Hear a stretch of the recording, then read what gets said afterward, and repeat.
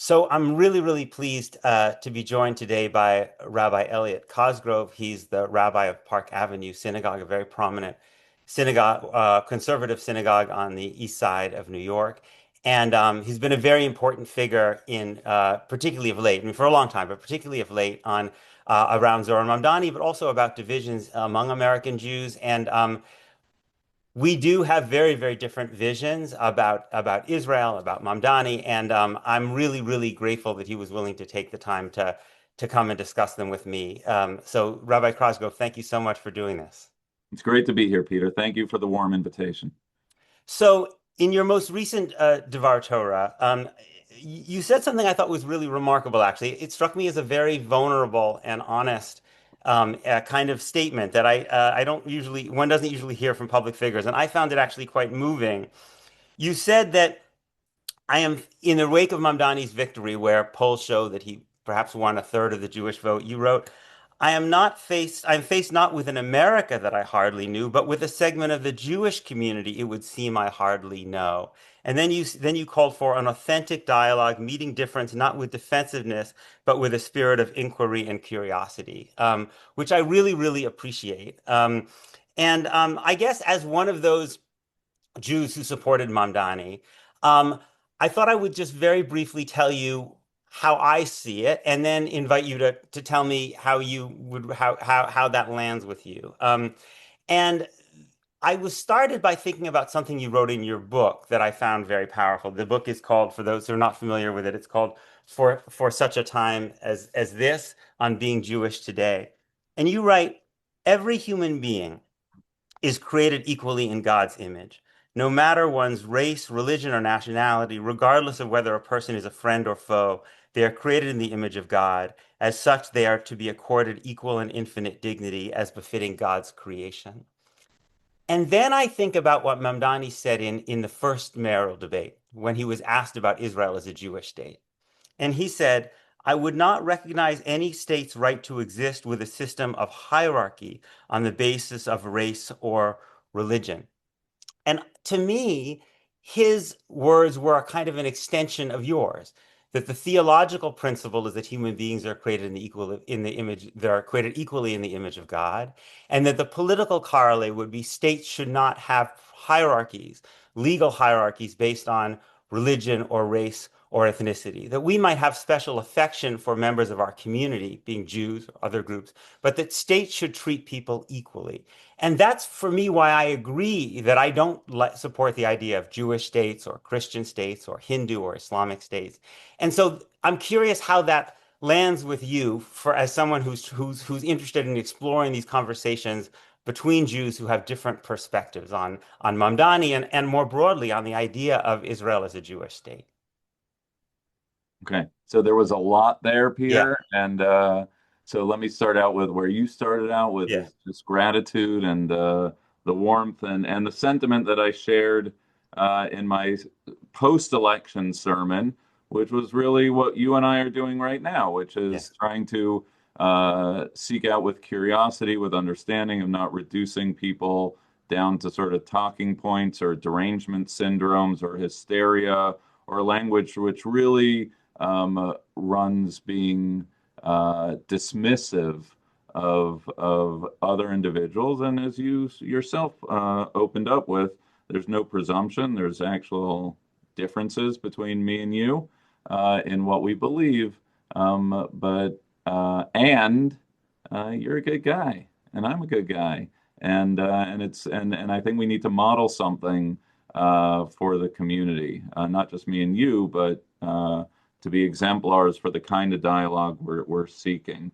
So, Absolutely. uh, look, that post-election sermon, there's so many things we can talk about. I don't know what we'll have time to get to about how it divided the Jewish community, how it really brought out some unseemly elements in the media, social media, where people were ad hominem attacks against people, and it revealed a fault line in the Jewish community, which actually your latest piece in Jewish Currents, I believe, about liberal Zionists voting for an anti-Zionist mayoral candidate. I think it was a very fine piece that really put your finger on something very important that I hope we get a chance to discuss.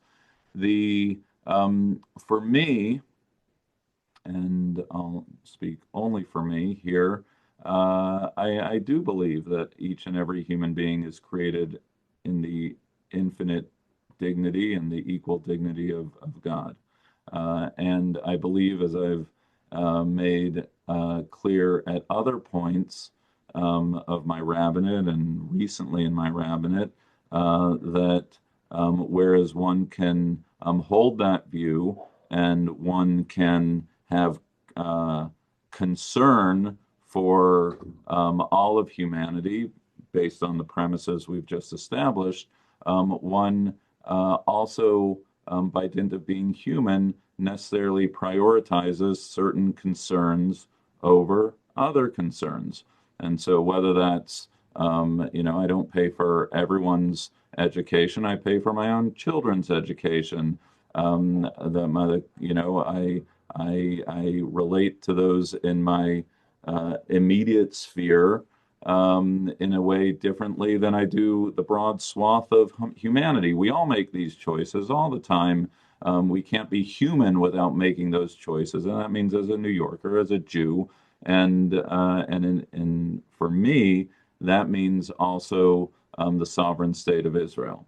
That the claim of the Jewish people to their historic and indigenous homeland is a claim which goes back, if you really want to go back to Genesis chapter 12, if you want to, recount early Zionist history to the 1800s, the millennia. I mean, you can pick your starting points anywhere, or you could use a negative argument that a vulnerable, powerless, Jewish community over millennia didn't kind of work out so great, right? So we can take different tactics on it, but for me, that fundamental claim of a sovereign state of Israel is just as fundamental to me as, Torah, as God, or as any other tenet of my faith as a Jew. All the more so as a contemporary Jew that actually has the possibility, the promise, and the responsibility of, this isn't some abstract claim of exile in medieval times. This is real time. Now, having said that, we have a clash, right? We have a question of how to resolve it. For me, I always return back to the founding documents of the State of Israel as a Jewish and democratic state of Israel, which doesn't resolve anything. It just puts its finger on it that this is the conundrum of, does that, for me, that means that it's a Jewish state, Hatikva, whatever buses do or don't do on Shabbat, the character of the state is Jewish. It is the sovereign Jewish national home, and all of its residents should be accorded the rights of citizenship and to vote, access to the goods and services that a state uh, uh, provides all of its citizens. And I believe that project is very much in play right now. I think Israel falls short of that project, sometimes painfully so, repeatedly so. But the fundamental North Star of a sovereign Jewish state is a non-negotiable for me. So, do you see a tension between the idea of a state between the idea of liberal democracy, equality under the law on the one hand, and a state that has a special obligation to Jews when not all of the people in the state are Jews? Yeah.